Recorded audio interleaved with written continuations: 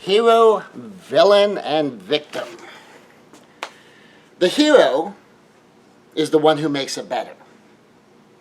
The villain is the one who makes it worse. And the victim is the one it is made worse for.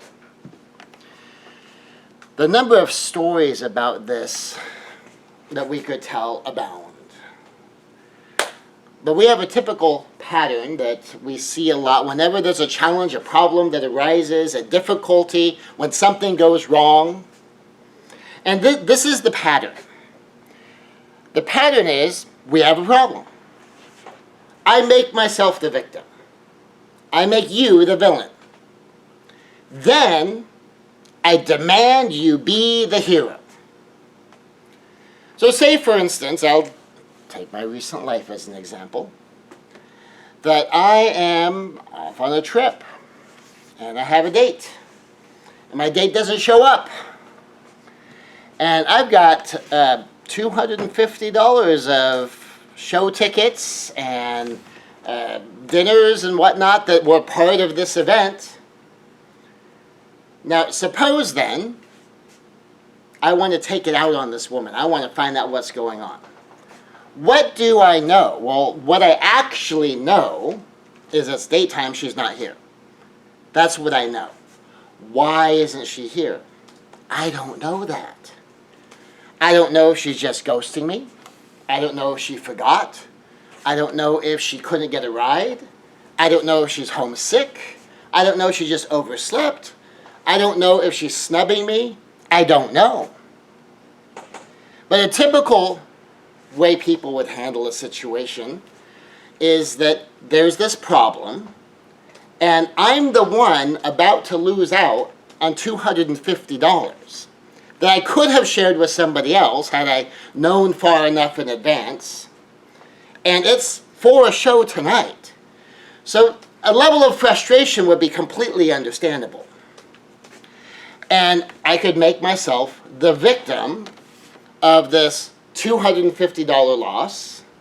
I could make myself the victim of someone else's being inconsiderate, but I might also be the victim of someone else's car accident, someone else's illness.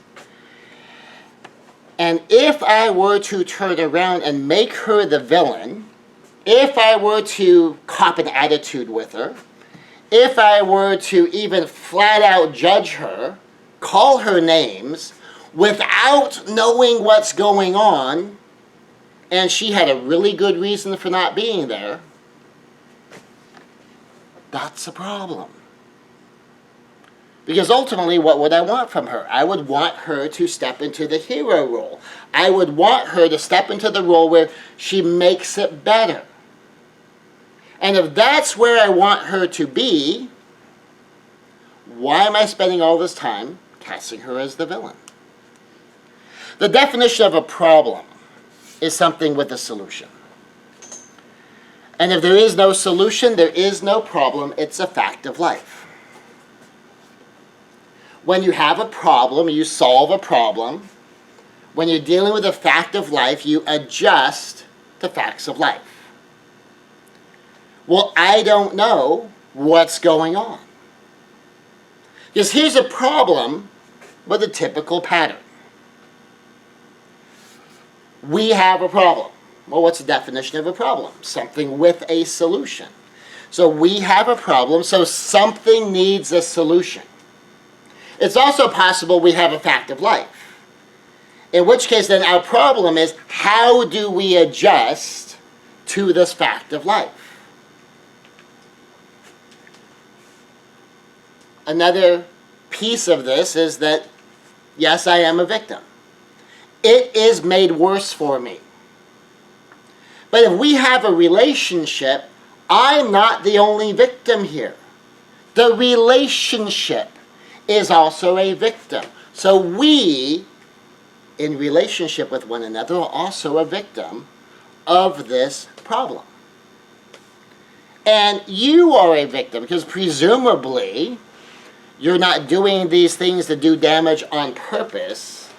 Having damage to the relationship, presuming the relationship is actually important to you, of course, damage to the relationship hurts you as well. So now, if I argue that you are the villain, I am making it worse for you. I'm attacking you. I might be judging you. I might be condemning you. I might be blaming you. All of these things that may not contribute at all to solving the problem, and in fact might be making the problem worse, or stacking now another problem on top of the problem. All of these things that we so naturally do in this culture, arguing that you are the villain, makes it worse for you. Now, if it's made worse for you, that's also doing damage to the relationship. Well, didn't we already have some damage to the relationship? Why am I piling on more damage to the relationship? Unless, of course, in both of these exchanges, it is entirely possible the relationship is not important to either side. And that is entirely possible. I could be being ghosted because the relationship has no importance to her. I might attack her because the relationship has no importance to me. So I don't care if she vanishes in one discussion, in one argument, in one judgment, in one condemnation. That is possible. But what I have found over the course of the years is that we do this whether the relationship we say is important to us or not. So it's not that we give ourselves permission to do this because we want to get rid of the relationship. So we figure, well, if I damage the relationship and you damage the relationship, we can get rid of this relationship. That's not often what I see. And yet we do it. We will say the relationship is important, but think nothing about an assault on the relationship. So if I argue that you are the villain, I am making it worse for you. And if I am making it worse for you, what does that make me? I am the one making it worse. That means I am the villain.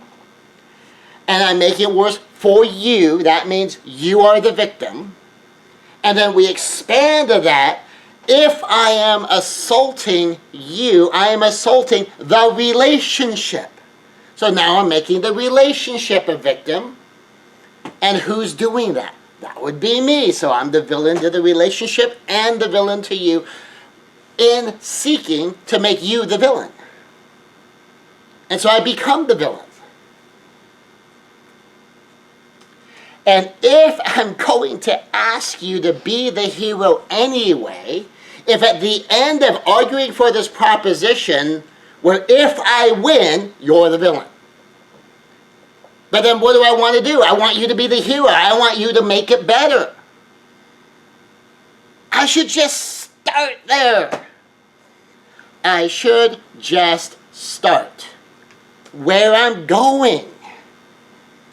I don't have to argue that you're the villain to ask you to be the hero.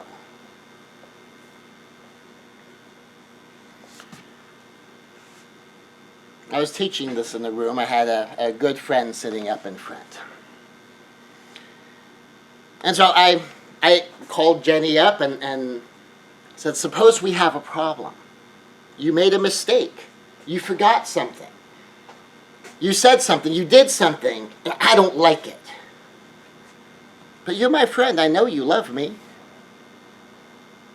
But you're not going to come from a place of malice. So if I call you malicious, am I helping or am I hurting? And the whole room, you can see the whole room going, obviously you're hurting. Do I want you to make it better or do I want you to make it worse? And she says, well, I assume you want me to make it better. So if ultimately I want you to make it better, why am I fighting with you about why you're the bad guy? Why am I spending my time doing something I call arguing for a proposition, where winning my point means I lose everything that's really important to me? If I argue that villain point too passionately, too easily, I could lose you.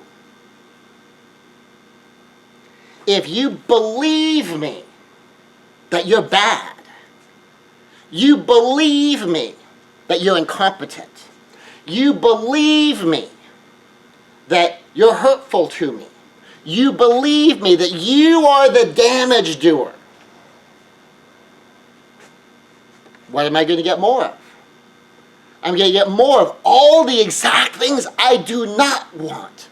Why am I arguing for that? Now, if she loves me, she's my friend, I matter to her, and she realizes, because she believes me, so it may or may not be a true realization, but this is what she gets from the passion of my argument, is that she is the source of my pain. She is the source of my anger.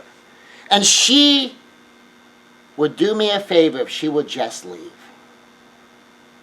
Because I wouldn't have this anger, I wouldn't have this pain, I wouldn't have these problems if it wasn't for her. If she loves me, well, she doesn't want me to have that in my life. And so it creates a conflict in her.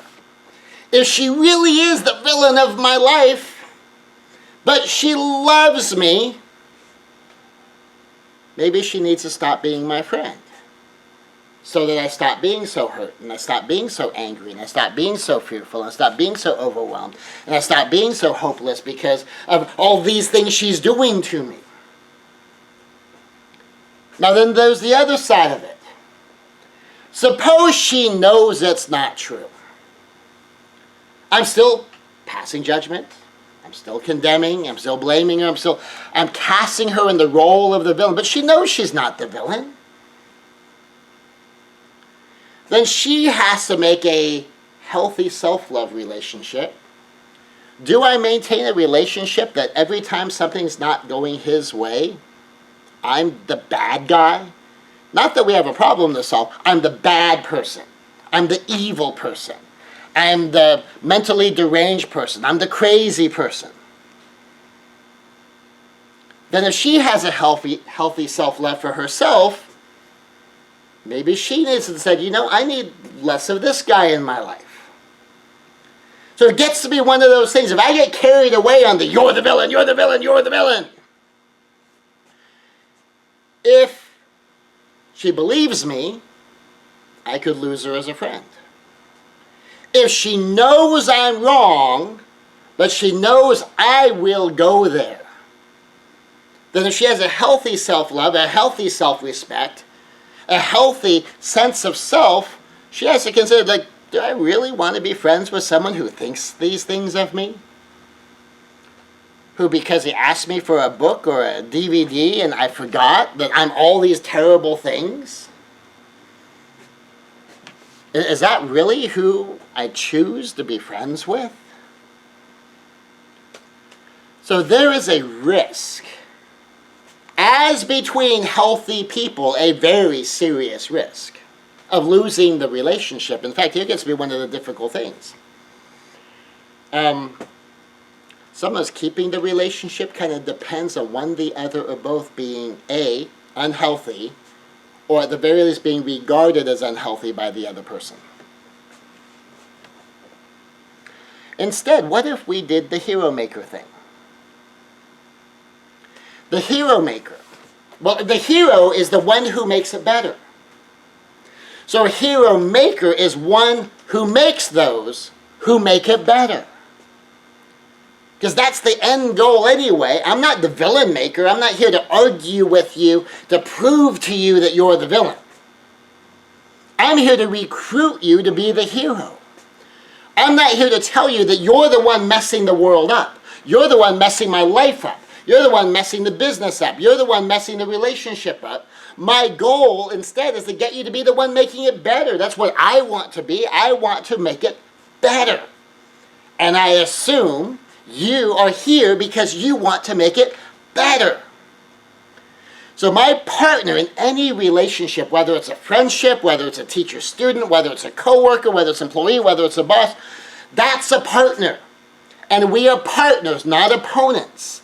That means that my partner is my hero. My partner is the one I am coming to recruit as someone to help me make it better. So what is a problem? A problem, as opposed to a challenge, a problem will do damage if I do nothing. That's why problems need solutions. Problems do damage if we do nothing about problems. A challenge, on the other hand, is something that will not do damage if we do nothing, but will give us a benefit, some kind of a gain, if we can overcome the challenge. And yes, of course, things can be both. Where if you do nothing, it'll do damage, but if you overcome it, you get ahead. So the problem, which has a solution, which will do damage if we do nothing, and has already done damage. The problem is the villain. So if, as I was chatting with Jenny, suppose she made a mistake. She forgot something. She did something wrong. The problem is the villain. Because unless she was intentionally malicious because she's really trying to end the relationship, she didn't mean to, and it hurts her that she hurt her friend. It bothers her that this is a negative in the relationship, because now it's made worse for me. It's made worse for the us. The problem did the damage, not the person. The person's my partner. They meant well. They did what they could do, but in the totality of their life, or whatever it was, this error was introduced. The problem is the villain. Now, does that mean my partner cannot become the villain? Of course, my partner can be the villain. And here's my basic rule. My partner only becomes the villain by claiming villain status. Why in the world would someone claim villain status? It is stunning to me, actually, how often people will claim villain status.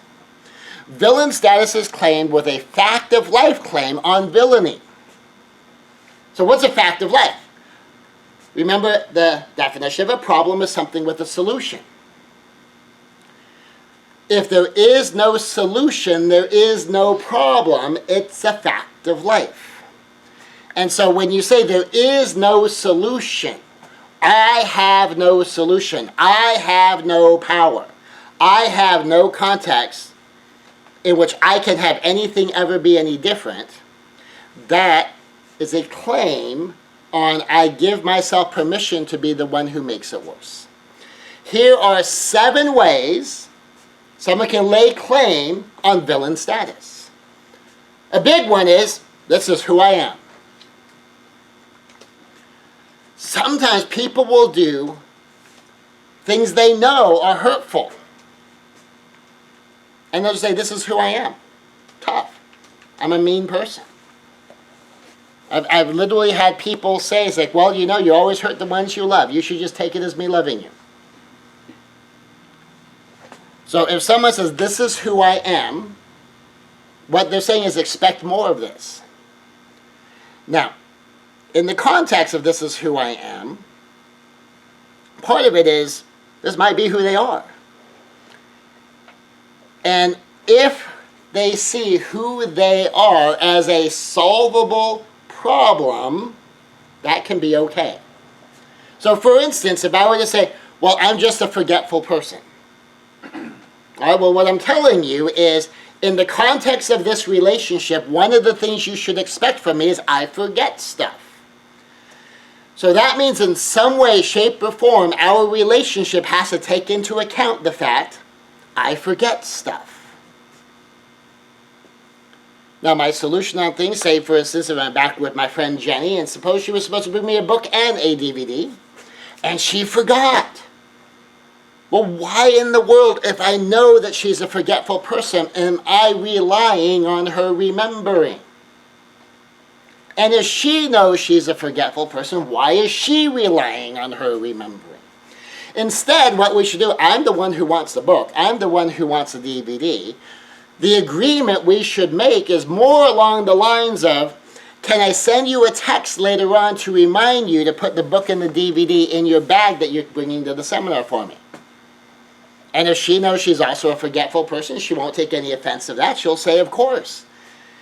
And then if you could text me back and then let me know that it's in the bag, I would appreciate that. And so then later on I'll text her and say, hey, Jenny, can you put that book and that DVD in your bag to bring to the seminar tomorrow? And let me know when it's in the bag. And then at some point I'll get a text like, oh, yes, I've got it. It's in the bag. It's coming tomorrow. And then I know it's in the bag that she brings to the seminar. Or it's in her backpack, or it's in her purse, or at least it's in her car.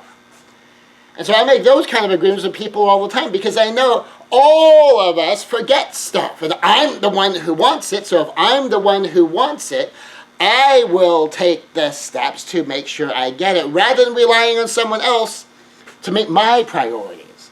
Because Jenny has her relationship with her man.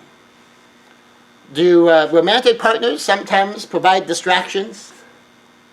Jenny also has 2 daughters. Do children sometimes provide distractions? So she's taking care of her man, and she's taking care of her girls, and she's trying to get ready for the seminar, and she's trying to take care of her clients and make sure all of her work is done. Is it possible that somewhere in that mix, maybe a book and a DVD for Scott might get lost in that shuffle? Absolutely. And she will walk in that door to the seminar, see me go, oh my gosh, I was supposed to bring him something. Oh, that book and the DVD, I totally forgot. Well, okay, when she walks in the room of the seminar, it's a little late for her to think of it. But if I'm the one that wants it, I take responsibility to establish the stream of communication so I know I'm reminding her. She's letting me know the steps that have been taken so that I know it doesn't matter if she remembers tomorrow. It's already in her bag that's already coming to the seminar. See how that works? It seems pretty simple, I think, anyway. Villain status is claimed. The fact that I claim my villainy, this is who I am, this is what I do. Which is very similar to the this is who I am. But when people tell you this is what they do, they're basically just telling you, expect more of this from me. It might be the way I see my role. It might be the way I think I get to my goal. But I'm going to do this. This is what I do. And that they lay claim to this position of being the one that makes it worse. Which, by the way, I have totally done myself. So I had a relationship. Good friendship with a couple. The gentleman of the couple was my primary friend. And he had a belief that says friends back up friends, period.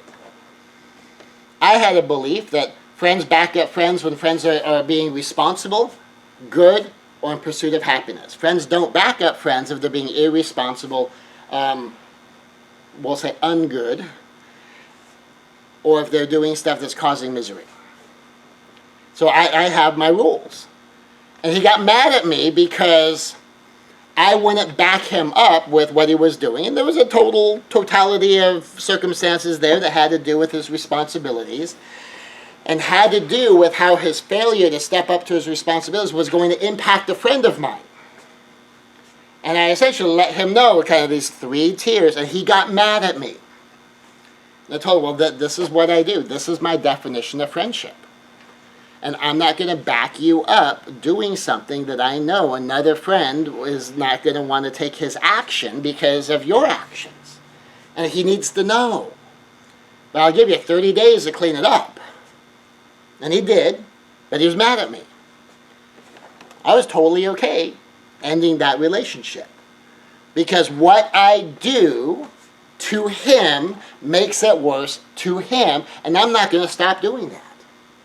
So ultimately he went on and he found friends that would back him up, and ultimately were the friends who would cover for him, And so when he was going out trying to pick up on prostitutes, he had friends that would cover for him for his wife until eventually one of the prostitutes he picked up was a cop. And someone called his wife to come pick him up from jail, and subsequent to that, their marriage came to an end. So villain status is claim of fact of life, claim on villainy. This is who I am. This is what I do. And then another one that is really hard sometimes to cope with, a pattern of behavior. Now, what makes a pattern of behavior so challenging is someone can have a pattern of behavior which indicates that this is who they are and this is what they do. But they keep coming up with words saying, but no, this isn't who I am. This isn't what I do. But they keep on doing it. And while they may be trying to deny the identity and deny the acceptability of the behavior, there's a consistent pattern that is telling you this is something you should just continue to expect for the duration of the relationship. So if we swing back to my book, my DVD, and those we're keeping something fairly low-key, something very unemotional, that some people are going to get really mad because I really needed that book, I really needed that DVD. Where it would be entirely possible for someone to say, oh no, that's totally not who I am. I usually remember things so well. It's like, I almost never forget stuff. I mean, every once in a great while, now, I may look at it and go, I see you forget stuff all the time. And so when you're making a determination on a pattern of behavior, rather than a claim of identity or a claim of this is my rule set by which I act, and the pattern of behavior is something that they deny. They say, I don't want to be that person, but you are that person. I don't want to be the person that forgets, but you do forget. You still have to deal with the pattern of behavior as the pattern of behavior. And then other ways to lay claim on the role of villainy is blaming. When you blame, you're saying, I didn't have any power, the power laid with, and whatever you blame is what you're saying where the power was. And if you're blaming something that is unusual, then at least you're not laying claim to someone to keep expecting more and more of this. So I say, well, the reason I was late is I got snowed in Las Vegas. You go, well, that doesn't happen very often. But if, on the other hand, I had a winter flight out of Calgary, and I said, well, I didn't make it down here because I got snowed in Calgary. It's like, so you cut it with no space for extra flights on a winter flight out of Canada? Okay, that sounds like you were making a risk of not being here, because that happens, and that happens with some regularity. So that would have been something we needed to know ahead of time, that, well, I'm in Calgary on Friday, and I'm going to come teach the seminar on Saturday, but there's only one flight, and if that flight gets delayed or canceled, I may not make it on Saturday, so can we schedule me for Sunday instead, and that'll give me the 7 flights I could catch to be here by Sunday. And so just being upfront with the information. And so the blame could be based upon something fairly significant, being snowed in. But how much, that should have been anticipated. That should have been part of the communication. That should have been accounted for in some way, shape, or form. But when we blame, we're saying, I had no power because of that thing which I blame. Or make excuses. When I make excuses, I am saying, I have permission to do this because of the things that I say, give me permission. So say if Jenny said, like, oh, I totally forgot because, my man did this, and, and my girls needed that, and then I forgot. Well, what she just told me is like, okay, so she's blaming her husband, and she's using her girls as an excuse. So what that's telling me is, on things like this, at least things like this, that she says, I have no power, my man has power, and I give myself permission because of my girls. So I need to factor that into the relationship. Rationalization is when I make sound rational. That means that I express it as, well, it's only logical that I forgot this because of this and this and this and this and this. Justification says, it is right that I did that because of that and that and that and that and that. And so when someone is doing things that are making it worse for you, and they lay a claim to their identity, a claim to their actions, a pattern of behavior, blaming, excuses, rationalization, or justification. They're basically just telling you, expect more of this from me, unless and until these things change. If a partner makes a villain claim, adjust the relationship. Why? Because it's a fact of life. What do you do about facts of life? You adjust the facts of life. And so, say for instance again, if my friend lays a claim that says, I am a person who forgets, lays a claim that says, yeah, that's just something that I do, lays a claim by a pattern of behavior, blames other people, makes excuses for herself, rationalizes, justifies, and that's not the outcome I want. I do not choose that. Don't take the deal. I adjust the relationship. And what's an easy adjustment to the relationship is don't craft the relationship that requires she actually remember the thing. Thus, can I send you a text to remind you to put it in your bag? And then can you text me back when it's in your bag? So I adjust the relationship. Now in this mix, I am my own hero. What does that mean? I am the one trying to make it better for me. I am the one trying to make it better for us. I am the one trying to make it better for you. I cast myself in the role of hero. Now, does that mean I'm not the victim? No, because it still got made worse for me, so I still was the victim of the problem, not the person. I only become a victim of the person when the person lays claim to that role and that they are letting me know, yes, expect more of this from me, for whatever the because is. But I am also my own hero. I am also the one who makes it better. We are a team of heroes. Because I'm a hero maker. So I'm not a villain maker. I'm not here to convince you you're the villain. I'm a hero maker. I'm here to convince you you're the hero. I'm here to recruit you to help me make it better. So when I ask, can I text you? I'm trying to make it better. And I'm empowering you to also make it better. And can you text me back when it's in your bag? I'm empowering you to be the hero. And if I don't get the yes, it's in the bag text, I'm going to text you back says, is it in your bag? Because you might have gotten interrupted by your man or your girls. So I am my own hero, and we are a team of heroes. We'll work together on this. And we team up against the villain. It's you and it's me. Superwoman allied with the hero man. And we're going to work together against the problem villain. And then I'm going to get my book and my DVD. Problem solved. I win. The problem has been defeated. Scott and Jenny are victorious. Because we team up against the villain. Now there's a number of ways we can team up against the villain. One of the easiest ways, as far as or simplest ways, as far as the number of pieces involved, is an individual solution. One of us just solves it.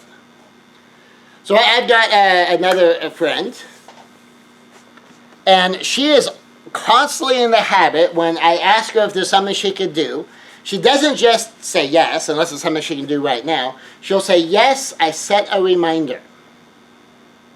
And what she's doing is she's creating an individual solution. Why? Because she, like me, and we forget stuff. Because we get going in the next thing, and we're in the middle of a thing, and then we forgot about the other thing. And so sometimes she'll do an individual solution. The individual solution is, I solve it by myself. You solve it by yourself. It's an individual solution. It's something one of us can do all by ourselves.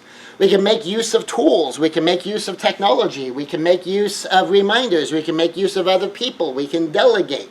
There's all sorts of ways you can be an individual solution, but here gets to be the challenge.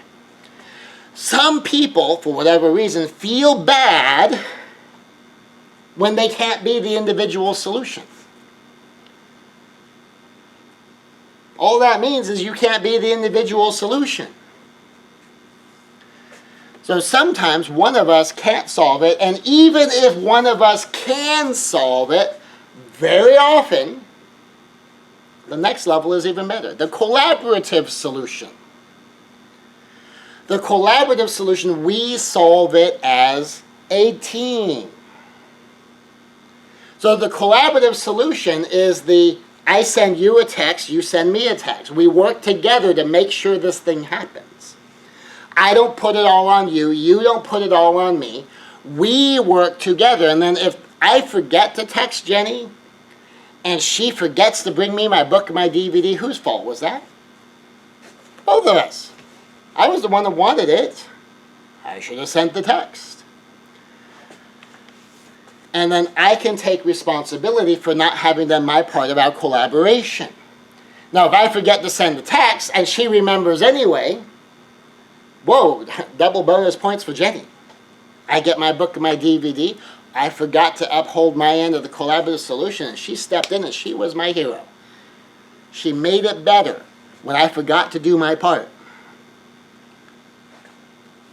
So individual solution, one of us solves it. Collaborative solution, we solve it as a team. And then structural solution. We build a structure to solve the problem. So what that means, building a structural solution, one is to put resources in place to pre-solve problems. So one of my friends has a guide dog. And the guide dog needs to be fed. Well, sometimes, every once in a great while, the food for the dog would be forgotten. And when the food for the dog was forgotten, well, then somebody has to go running home to go get the food, because the dog can't just not be fed. The dog's got to be fed. Putting the resources in place was just a simple matter of like, well, let's get some airtight containers. Let's put some spare dog food in the container so that if, or honestly, when the dog food gets forgotten, there's backup dog food there. And every once in a while, what the allocation of resources is that the older dog food will get used before it gets too old that it's stale, and the backup dog food gets replaced with fresher dog food. So there's always good dog food for the dog. And it's not there to feed the dog. It's there as backup in case the food gets forgotten. So that's a resources in place to pre-solve the problem. Another one is tools in place to pre-solve problems. So tools in place to pre-solve problems means that you put the pieces in place so that there is some kind of a technique that will pre-solve the problem. Like the technology. Setting an alarm, setting a notification. That's making use of tools. And there may be like a signpost, a post-it note put up on the bathroom mirror as a reminder.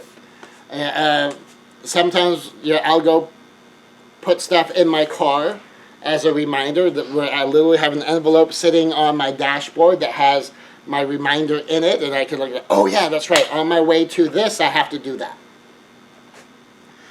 So you get your resources, whatever it is you need to do the thing, you put your tools in place. And the tools in place is whatever technology, whatever system, whatever thing you need, and it can be like a physical calendar that you put up in your way. And one of the things I realized I needed was more calendars, and so I had wall calendars in like 3 different places around the dojo. And I think, okay, but we have the calendars on the phones, and we have the calendars on the computer. All true, but I have to open those to look at those, and I don't always do that. But if I have the calendars up, well then it's like in my face. I run into it. Same thing with the training schedule. We put the tools are in place. The training schedule is printed out, posted in the dojo. So if I bow in the class, and I realize when I bowed in the class, like, oh, I didn't think, what am I teaching today? That's okay. I can walk over to the wall. It's posted on the wall. And I can look at what is on the curriculum to be taught today. And so that's a tool there as a backup to back me up for those times where I forget to look it up before I step on the floor. It is a tool in place. Other things of putting tools in place to do is a common question you run into with students is like, what's the sequence of belts? What's the next belt? Well, we have displays up that have the list of belts in order, of physical belts put up there in order so that they can look, so they don't have to ask. And that's a tool in place to solve a problem of a constant question we get asked a lot. So all of these things are just resources in place, tools in place. The last one is systems in place. Systems in place to pre-solve problems. So my whole system of I will text you is a system for me. It is a collaborative solution built on a system. Now, when it's new to someone else for the very first time, to them it's just a collaborative solution. But I have other people for whom this is a habit. They know this is the process that I use, and this is the process that we use. So we have a system in place that involves the two of us, so we make sure that all these things happen. It's a system. Now, when we do all of these things and we do them well, we can create a much more powerful, heroic pattern. The heroic pattern is we have a problem. It is our problem. Meaning we will solve the problem. It's not, I'm the victim. No, this is doing damage to all of us. It might most directly, most immediately feel like I'm the victim here, but if it's doing damage to me, it's doing damage to our relationship. If it's doing damage to me, it's doing damage to our relationship, it's doing damage to you, and you might feel terrible for what you did as well. So you might have direct damage as well. So we have a problem. It is our problem for us to solve. The problem is the villain. And I will seek first to define the problem. Now, this doesn't mean that my initial definition of the problem has to be what the definition of the problem is. The problem is where the solution is. Now, this is a little tricky for people sometimes. I'm going to say that again. The problem is where the solution is. Because if there is no solution there, that's not a problem, that's a fact of life. And it is stunning sometimes how we get carried away. We don't realize we are arguing for facts of life. We are arguing for the unsolvable. So I need to define the problem. I need to look for where is the solution. Because the solution isn't an hour ago. Because we can't change an hour ago. The solution isn't the day before yesterday. Because we can't change the day before yesterday. The solution has to be somewhere between now and the future. We can do stuff now. We can do stuff later. We can't do stuff back then. So I have to look at where is the solution. Because wherever the solution is where the problem is. Now, we may have an immediate problem that needs to solve. If I really, really need that book, I really, really need that DVD. Because I need it for my presentation at lunch. I need it. It's a vital part of the presentation. There's video on that DVD that I have to show. That book is part of the raffle. And this is the last day of the seminar, so I can't have it late. I need to have that. Well, then we need to figure out how far are we willing to go to make sure that I get that book and DVD. Well, if it really is critical, it is an absolute must-have, then somebody has to go get it. Or it might be easier for someone to go buy a replacement at the nearby bookstore. It might be someone needs to go running down to the nearby electronics store or video store and get me another copy of that DVD. Maybe we need to hunt down a copy on YouTube somewhere. Well, whatever it is, if I need it, I need it, and now we have to solve that now. But it's just as likely that whatever we do, we just need to make sure this doesn't happen again in the future. So I was telling you the story of me having my date not show up on a $500 date night. It's a pretty significant date night. I didn't cast her as a villain. I cast her as the hero. I was concerned for her. And so until I found out what happened, I had no follow-up as far as like being mean or nasty or anything like that. And when I found out that, yes, indeed, I did just get ghosted. She had just stuff going on. And I told her, like, please don't do this to anyone else in the future. Just don't. Let them know you're not coming. If I had known she wasn't coming, at least a day in advance, there's any number of people I could have invited who would have loved to go see Aerosmith and would have loved to go have a really nice dinner at a really nice restaurant. But to have her just not show up with no communication, not responding to my texts, and I tried calling her, but her voice mailbox was full. And so all I could do was message her and text her. She didn't answer the phone. I couldn't leave a voicemail. Well, I don't need to judge her. I don't need to condemn her. That's not going to help. That's not going to solve a problem. So all I did then is tell her, can you please not do this to anyone else ever again? This is the kind of damage this does. And had you just let me know, that would have changed my opportunities. Even if she had just let me know at the time we were supposed to meet, there was another couple that was looking for a third ticket. I could at least given it away to these people I didn't even know. So it would have been used. And we wouldn't have a $200 concert ticket just go unused. But I would have had to have known. So when we have a problem, it's our problem. The problem is the villain, so I define the problem. I look for where is the solution. And I approach my partner hero to hero. She wasn't being malicious. She was being inconsiderate, but not malicious. And we explored the problem. And she told me what her situation was, and I told her, okay, I understand that.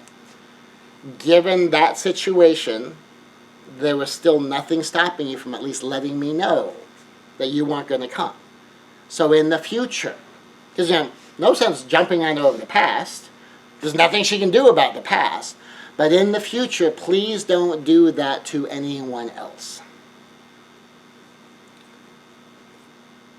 So whenever we have a problem, if we're friends, if we're partners, in any sense, we could be co-workers, we could be teacher and student, we could be classmates, we could be senseis, we could be husband and wife, we could be friends, whatever our connection is, when we have a problem, it is our problem. The problem is the villain, and I define the problem. I look for where the solution is. And then I approach my partner hero to hero, because I'm a hero maker. I'm not looking to be a villain maker. I'm not looking to be a victim maker. I'm not trying to make it worse for anyone. That's being a victim maker. I'm not trying to accuse you of being the bad guy and being mean, nasty, and judgmental toward you. That's being a villain maker. So I approach my partner hero to hero. I want to make it better. I assume you want to make it better. We want to be friends. We want to be partners. We want to be teammates. We want to be on the same side if we didn't want to make it better. And then we explore the problem. Now what this means is I have already defined the problem as I see it. I've looked for where I see the solution. But then we can explore the problem too, because you might see it differently than I do. And if we are partners, not opponents, I'm not here to impose my will upon you, because we have a relationship. And so we explore the problem. And now you may totally agree with me, as I've already given it some thought. Or you may see some aspects I've missed. Or you may just really honestly not see it the same way I see it, and that's okay too. Just like me and my one friend, he saw it as me betraying him. I saw it as me being a friend. And so as we explored the problem, we realized, all right, we just have different rules about what friendship is. And therefore, we can't be friends. And that was totally okay with me. Because I'm not going to be friends with someone who asks me to back him up in irresponsibility and to let another friend of mine do a thing for him that presumed that responsibility was being fulfilled. And so that was okay. I've left entire martial arts systems where I was a regional director and a national director. I was on the national board, and I was a regional director for the Western United States. And it came down fundamentally to a difference in the definition of honor. My grandmaster thought I should just do whatever he wanted. And I know, well, if that's what you want your board to do, then, just constitute a board with the mandate of rubber stamp what the grandmaster says. That's totally okay. You're the grandmaster. It's your system. You're allowed to do that. But if you're going to constitute a board of directors with the mandate of being an independent decision-making body, and you put me on the board, I'm going to make independent decisions of what I believe is in the best interest of the art. But you're the grandmaster. You can set it up however you want. Just if all you're looking for is a rubber stamp, you're not looking for someone who's going to look at the information and make an independent decision, well then I'm not a good person for your board. And that was totally okay with me. And so, we went our own ways. And that was totally okay with me. And I suspect that was totally okay with him too. That if I'm not going to follow the rules of him and his organization, I shouldn't be a member of the organization. We should both agree on that. Same thing in any relationship. If I'm not willing to follow the rules of your engaging in this relationship, then why have the relationship with me? So the heroic pattern is, if we are going to have a relationship, if we do want to keep the relationship, when there's a problem, it's ours. We have a problem. And I will approach you hero to hero. I will assume you want to make it better. Maybe you don't. That's okay too. Or maybe what I think is better and what you think is better is two different betters. That's okay too. But the goal is that we team up to solve the problem. And so long as the solution that you need doesn't mean I don't get to be me, so long as the solution you need doesn't mean that I have to violate my own principles and violate my own rules, so long as the solution you need doesn't mean I can't be who I choose to be, we can probably work something out. If the solution that you need requires those things, well then we probably need to adjust the relationship. Maybe we can still be friends, we just won't be as close friends. Maybe we can still be friends, we just can't be dating. Maybe there's all sorts of things we can still do together and collaborate together and have activities together. We just aren't going to have that part of the relationship be part of the relationship. Well, yeah, of course we're still related. We'll still see each other at Thanksgiving, Christmas, but we're not talking politics. We're not going to talk about religion. Because every time we do those, it just turns into a dramatic fight. Just not going there. Leaving that one alone. And you just adjust the relationship. You take out the part that is the problem generator. You close and lock the door through which that villain problem keeps walking into this relationship. And we collaborate on that. We put a system in place that, those things we both agree are going to be off limits in this relationship. Not going there. Because we get along just fine so long as that's not part of the relationship. Now, it may be but that's an important part of the relationship if we're going to be dating. All right, well then maybe we shouldn't be dating. Or maybe that's an important part of the relationship if we're going to be together on this project. Well then maybe we shouldn't be together on this project. And you look for what adjustments might the relationship need to build a relationship that is guarded by the relationship, rather than build a relationship that is being damaged by the way we relate. So a heroic pattern is, we have a problem. It's our problem. It's ours. The problem is the villain. You're not the villain. I'm not the villain. The problem is the villain. You and I are teaming up. We're making our own Avengers. We are making our own Justice League, and we will solve this problem together. Even if ultimately it's going to be an individual solution that only one of us or the other of us is going to do. Or we'll collaborate, or we'll put a system in place. We'll put resources in place, tools in place. We'll create some kind of thing to make it a structural solution. Because ultimately the goal is, we want a healthy relationship grounded in love, so that we can build a community of heroes.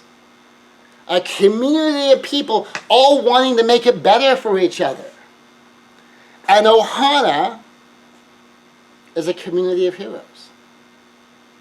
And Ohana is a Hawaiian word, means family. And this kind of family all wants to make it better for each other. Ohana is an acronym, OASIS. Well, what's OASIS? Is I'm safe.